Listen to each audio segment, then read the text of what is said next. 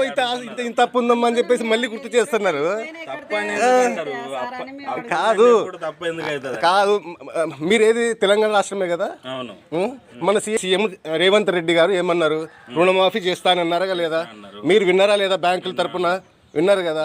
మళ్ళీ ఇక్కడ వచ్చి మీకు ఇంత అప్పు ఉంది, మీకు ల్యాండ్ ఎంత ఉన్నాయి అంత అడగాల్సిన అవసరం ఏముంది ఇప్పుడు? అంటే మీకు ఓపిక లేదా?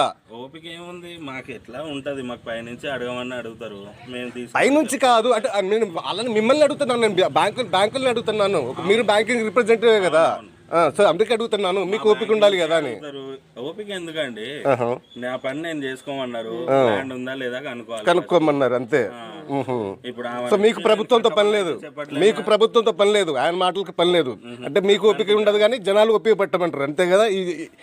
ఈ ప్రజల్ని ఓపిక పట్టాలి అంతే కదా. సరే ఏం లేదు, వచ్చేదాకా ఆగాల్సింది.